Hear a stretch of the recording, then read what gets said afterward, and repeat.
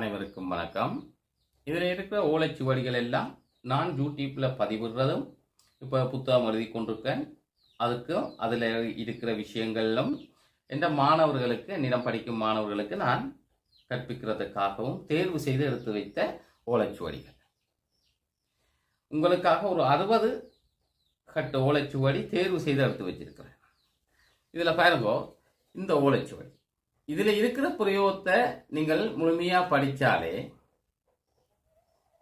சிறப்பான மாந்திரிகர் ஆவீர்கள். மகாபாரத காலத்தில் பயன்படுத்தப்பட்ட நாகாஸ்திரம், பிரம்மாஸ்திரம், பாசுபதாஸ்திரத்தை பற்றியான உண்மையான மந்திரங்களோட பிரயோகிக்கும் முறைகளோடு இருக்கிற ஓலைச்சுவடிகள்.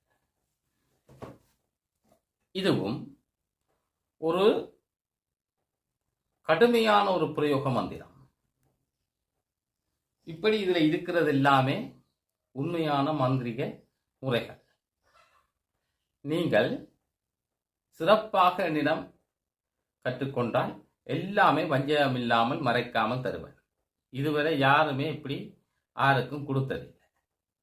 எனக்கு மறைக்க வேணும் என்று இல்லை. எந்த முப்பாட்டனார் வழியாக வந்த ஓலைச்சுவடிகள் 1934ஆம் ஆண்டு எழுதப்பட்ட ஓலைச்சுவடிகளும் அதற்கு முற்பட்ட ஓலைச்சுவடிகளும் தான் இதில் இருக்கு. என்னிடம் கற்றுக்கொள்பவர்களுக்கு சிறப்பாக நான் எல்லாமே சொல்லித் தருவேன். எல்லாம் கற்றுக்கொள்ளலாம். என்னிடம் மாந்திரீக பயிற்சி பெற விரும்புவோர் முதலில் மந்திர சித்தி குருவின் மந்திர உபதேசம் மந்திர தீட்சை 146வது வீடியோவாக இருக்கிறது. இதை பார்க்க வேண்டும். குரு உபதேசம் என்று எவ்வாறு மந்திரம் கற்றுக்கொள்வது என்று இன்னொரு வீடியோ இருக்கிறது. அதையும் பார்த்து கொள்ளுங்கள். அதன் பிறகு என்னை தொடர்பு கொள்ளுங்கள். இந்த பதிவில் நாம் பார்க்க இருப்பது சாதாரணமாக எல்லா இடங்களிலும் இருக்கக்கூடிய ஒரு சாதாரண செடிதான். ஆனால் மகாலட்சுமியை உங்கள் வீட்டிலேயே குடிகொள்ள வைக்க அளவுக்கு ஒரு சிறப்பான செடி. இதுபோல ஒரு செடியை நான் கண்டதில்லை. நீங்கள் என்ன செடியை வைத்திருந்தாலும், என்ன மரங்களை நீங்கள் நட்டிருந்தாலும், இந்த ஒரு செடியை நீங்கள் உங்கள் வீட்டில் முன்னால் வையுங்கள். தோட்டத்திலும் வைக்கலாம். தோட்டம் செழிக்கும். பல கிரந்தங்களில் இந்த செடியின் மகிமை கூறப்பட்டிருக்கிறது. எனது அனுபவத்திலும் நான் கண்டிருக்கிறேன். வேற ஒரு செடியும் அல்ல, இது செந்நாயுருவிதான். மகாலட்சுமியை உங்கள் வீட்டிலேயே குடிகொள்ள வைக்கும் மிகவும் சக்தி வாய்ந்த செடி. இந்த செந்நாயுருவியை நீங்கள் இனங்கண்டு கொள்ளலாம். எல்லோருக்கும் தெரிந்திருக்கும். இதில் பச்சை நாயுருவி இருக்கிறது. இது சிகப்பு நிற தண்டுகளோடும் கூடிய செந்நாயுருவி. ஆறு கேட்டாலும் காட்டுவார்கள் உருமனைகள். பலருக்கு தெரிந்த செடிதான். இதனை நீங்கள் முறைப்படி எடுத்து நீங்கள் வீட்டின் முன்னால் வைத்தாலும் சிறப்பாக இருக்கும். அல்லது சாதாரணமாக இந்த செந்நாயுருவி செடியின் விதைகளை கொண்டு வந்து உங்கள் வீட்டின் முன்னால் ஒரு சிறு இடத்தில் போட்டு விடுங்கள். துளசி பக்கத்தில் இருந்தாலும் பரவாயில்லை. கூடுதலாக நெல்லி இருந்தால் சிறப்பு. இதன் பயன்களை எல்லாம் கூறுகிறேன். நெல்லி மகாலட்சுமிக்கு பிடித்த விடயம், பூ எல்லாவற்றையும் பின்னால் கூறுகிறேன். இந்த செடியை நீங்கள் உங்கள் வீட்டில் முன்னால் முதலில் ஒரு விதைகளை கொண்டு வந்து போட்டு வையுங்கள். இதை எவ்வாறு பூசிப்பது, இது என்னவெல்லாம் பயன் தரும் என்பதை நான் கூறுகிறேன். முதலில் நாங்கள் மகாலட்சுமியின் பயன்களை பார்ப்போம். இந்த செடியை நீங்கள் சரியாக இனங்கண்டு கொள்ளுங்கள். தண்டு சிவப்பாக இருக்கும்.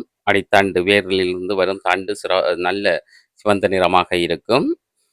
கிளைகளும் ஒரு மஞ்சள் அடித்த சிவப்பு நிறத்தில் இருக்கும். இதோ பாருங்கள், அந்த விதை இருக்கும். அந்த குச்சிகளாக இருக்கும். அது கூட ஓரளவு சிவந்த நிறத்திலேயே இருக்கும். இவ்வாறான செடியை நீங்கள் அந்த செடியிலிருந்து இவ்வாறான இந்த தென்படும் செடியிலிருந்து விதைகளை கொண்டு வந்து உங்கள் வீட்டின் முன்னால் போட்டு விடுங்கள். உங்கள் தோட்டத்திலும் விதைகளை விதைத்து விடுங்கள். ஒரு சிறிய இடத்தில் விதைத்து விட்டாலே போதும்.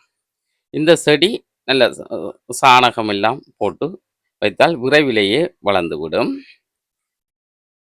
இதன் இலைகளை எடுத்து நீங்கள் நாய் கடித்தால் உடனடியாக அந்த இலையினை அரைத்து அந்த கடிபட்ட இடத்தில் பூசினால் உடனடியாக ஒரு 5 நிமிடத்தில் அதன் விஷமும் எடுபட்டு அதன் கொதிப்பும் நின்றுவிடும். கடுப்பும் நின்றுவிடும். இதெல்லாம் அனுபவத்தில் நான் கண்டது.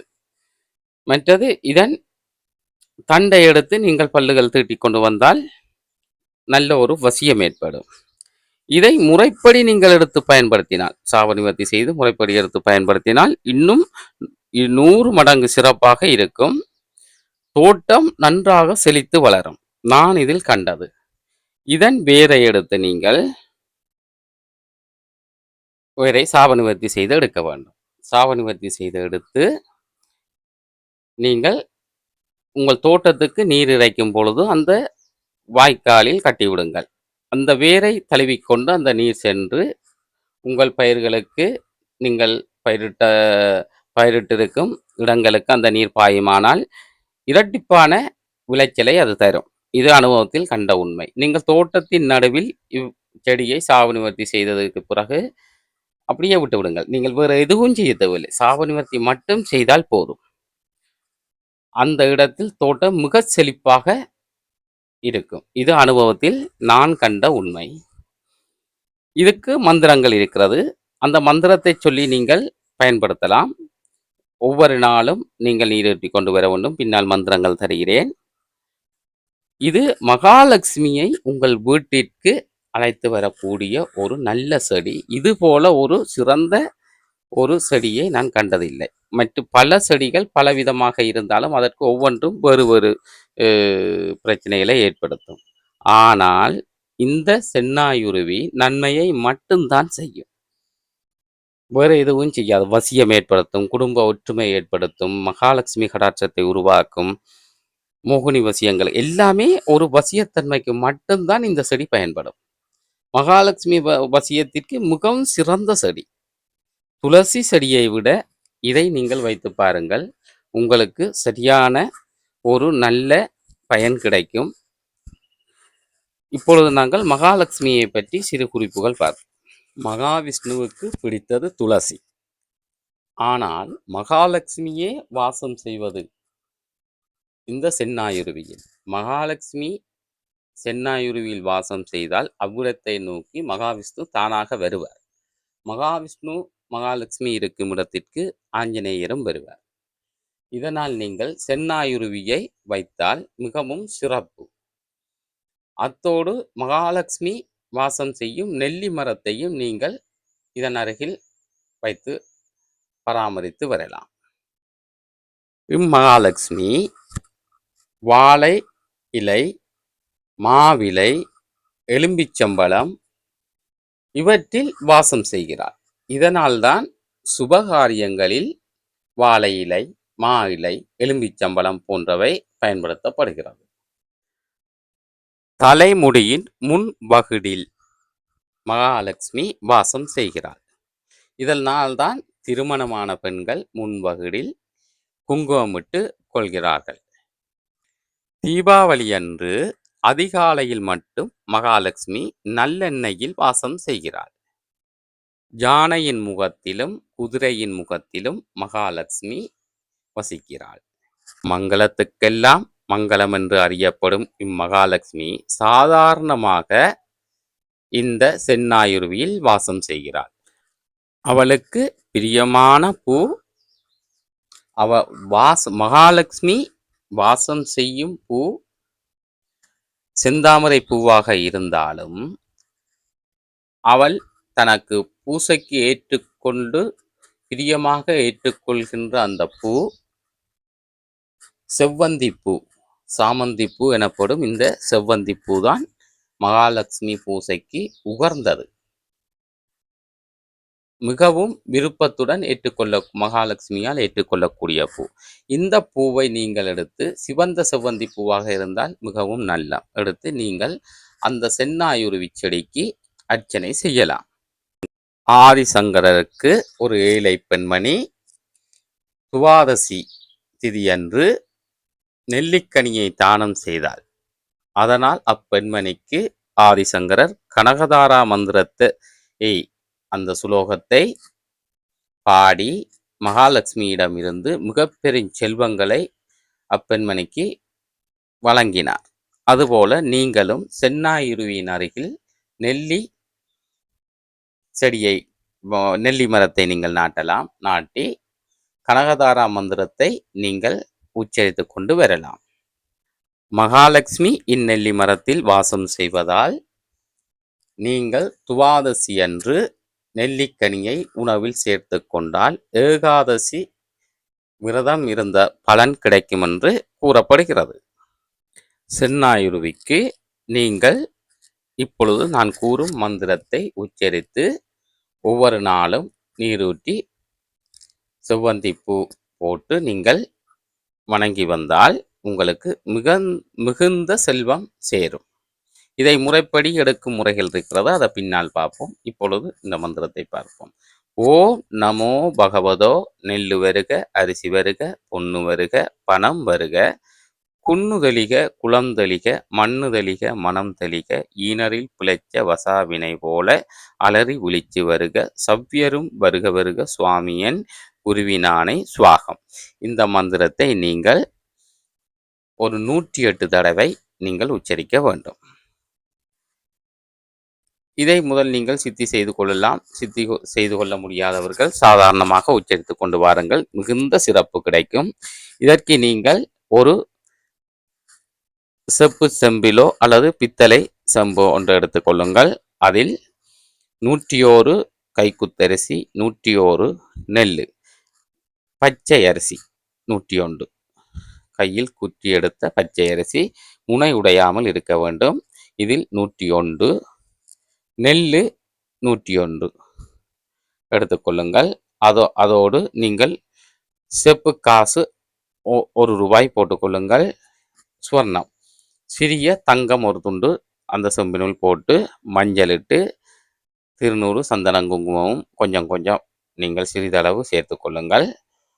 அத்தோடு செவ்வந்தி பூ ஒன்று அதற்குள் வைத்து செம்பு நிறைய தண்ணீர் எடுத்துக்கொள்ளுங்கள். அதை நிரப்பி தண்ணீரிட்டு நிரப்பிக்கொள்ளுங்கள். இதை நீங்கள் கிழக்கு முகமாக நின்று நீங்கள் கிழக்கு முகம் பார்த்து இருக்க வேண்டும். சென்னாயுருவி செடிக்கு கிழக்கு முகமாக பார்த்து இம்மந்திரத்தை நீங்கள் 108 தடவை உச்சரியுங்கள். உச்சரித்து அதற்கு மூல மந்திரம் இருக்கிறது. இந்த மூல மந்திரத்தை பார்ப்போம்.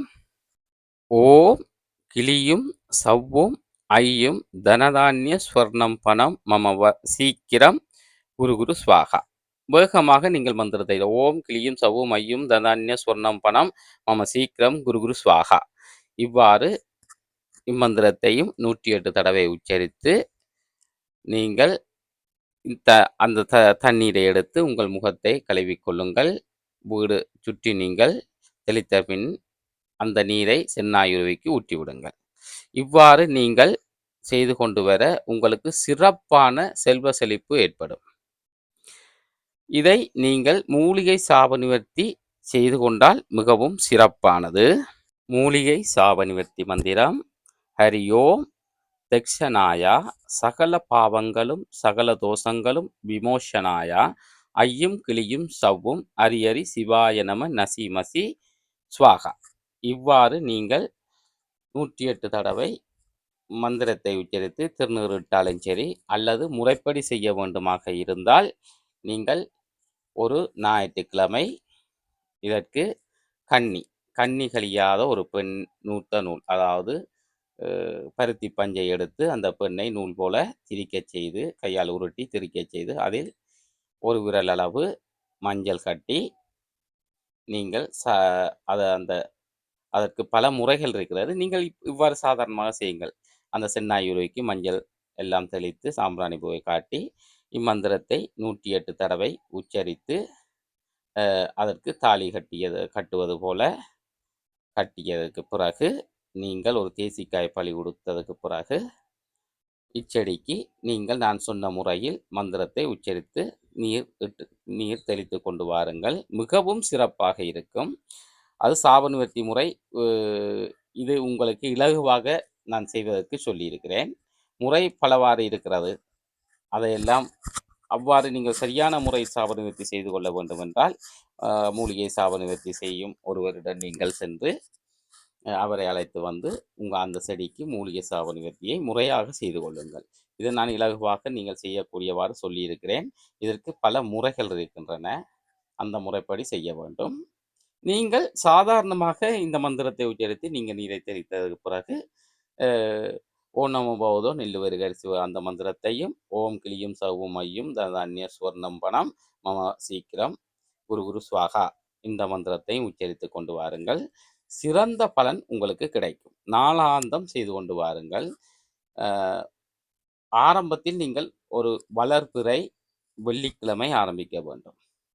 இதில் முறையாக ஒரு குருவிடம் நீங்கள் சரியான முறையில் ஒருவரை அழைத்து வந்து சாப நிவர்த்தி செய்து அந்த மூலிகையை எடுத்துக்கொள்ள வேண்டுமாக இருந்தால் ஒரு வளர்பிறை வெள்ளிக்கிழமை ஆரம்பித்து அடுத்த வெள்ளிக்கிழமை 8வது நாள் வரை நீங்கள் இந்த மந்திரத்தை உச்சரிக்க வேண்டும். அவர் சாப நிவர்த்தி செய்து விட்டால் நீங்கள் இந்த மந்திரத்தை உச்சரிக்க வேண்டும். உச்சரித்து அடுத்த 8வது நாள் வெள்ளி அந்த வடக்கு வேரை கிழக்கு வேரையும் நீங்கள் பிடுங்கி உங்கள் கன்னி மூலையில் வீட்டிற்குள் கன்னி மூலையில் கட்டி வைத்துக்கொள்ள செல்வம் மிகவும் பெருகும். இது நான் கண்ட உண்மை. 2007ஆம் ஆண்டு இதன் சிறப்பை நான் முதலில் கண்டேன். நீங்களும் பயன்பெறலாம். மகாலட்சுமி உங்களுடனே என்றும் வாசம் செய்வாள். இச்சென்னாயுருவியை பயன்படுத்தி நீங்கள் செய்வதனால் உங்கள் குடும்பத்தில் கூட வசியங்கள் ஏற்படும், குடும்ப ஒற்றுமை ஏற்படும், கெட்ட சக்திகள் அவ்விடத்திற்கு வராது. இது அனுபவத்தில் கண்ட உண்மை. எல்லோரும் பயன்படுத்தி கொள்ளலாம். மகாலட்சுமியின் வாசம் செய்யும் அந்த இடத்திற்கு மீண்டும் கூறுகிறேன், மகாவிஷ்ணுவும் வருவார். ஆதலால் துளசியை விட 2 மடங்கு சக்தி வாய்ந்தது இச்சென்னாயுருவி. துளசி இருக்கும் இடத்தில் மகாவிஷ்ணு இருப்பார். ஆனால் சென்னாயுருவி இருக்கும் இடத்தில் மகாலட்சுமி இருப்பார். அவரை தேடி மகாவிஷ்ணு வருவார். புராணங்கள் இதிகாசங்கள் அனைத்திலுமே கூறப்படுவது மகாலட்சுமியை தேடி விஷ்ணு வருவதாகத்தான். ஆதலால் இவர்கள் இருவரும் இருக்கும் இடத்தில் ஆஞ்சநேயர் தானாக வருவார். இவர்கள் மூவரும் இருக்கும் இடத்தில் எந்த ஒரு கெட்ட சக்தியும் இருக்காது. நீங்கள் குடும்ப ஒற்றுமையோடு செல்வ செழிப்போடு சந்தோஷமாக மகிழ்ச்சியுடன் இருக்க வேண்டுமாக இருந்தால் சென்னாயுருவியை நீங்கள் உங்கள் வீட்டின் முன்னால் வையுங்கள். பணம் எங்கிருந்து வருவது என்று தெரியாமல் எல்லாம் வரும். இதற்கு இன்னும் சில ரகசிய பிரயோகங்கள் இருக்கின்றன. ஓம் நமோ பவதோ நெல்லு வருக அரிசி வருக பொண்ணு வருக பணம் வருக என்ற இந்த மந்திரத்திற்கு இன்னும் சில ரகசிய ஜந்திர முறை ஒன்று இருக்கிறது. நீங்கள் இதை இப்பொழுது நான் கூறிய முறையை செய்தாலே போதுமானது. நல்ல அனுபவத்தில் கண்ட முறை. எல்லோரும் பயன்படுத்தி கடன் பிரச்சனைகளிலிருந்தும் குடும்ப பிரச்சனைகளிலிருந்தும் துன்பங்களிலிருந்தும் நீங்கள் விடுதலை பெறுவதற்காக இந்த மந்திரத்தை மறைவின்றி உங்களுக்கு தந்திருக்கின்றேன். ஜந்திரம் மட்டும் விடவில்லை, தேவையில்லை. ஜந்திரம் தேவையில்லை. நீங்கள் இதை சரியான முறையில் செய்து கொண்டு வந்தாலே உங்களுக்கு மிகுந்த செல்வ செழிப்பு ஏற்படும். பல கிரந்தங்களில் பல எனது ஓலைச்சுவடிகளில் இந்த முறை இருக்கிறது. அதுவும் இந்த சென்னாயுருவியின் மூல மந்திரத்தோடு கூடிய இந்த முறை இருக்கிறது. யாரும் வெளியிடாத பிரயோகங்கள் உங்களுக்கு தந்திருக்கிறேன். பயன்படுத்தி எல்லோரும் பயன்பெறுங்கள். மீண்டும் ஒரு வீடியோவில் சந்திப்போம். நன்றி, வணக்கம். இப்பதிவு பிடித்திருந்தால் லைக் செய்யுங்கள், சப்ஸ்கிரைப் செய்யுங்கள், ஏனையோருக்கும் பயன்படும் வண்ணம் ஷேர் செய்யுங்கள். சுயநலமில்லாமல், அதர்மம் இல்லாமல், வஞ்சகம் கஞ்சத்தனம் பார்க்காமல் பலருக்கும் உதவி செய்யுங்கள். இவ்வாறான மனம் படைத்த நல்லவர்களுக்கு மட்டுமே எனது மந்திரங்கள் சித்திக்கும்.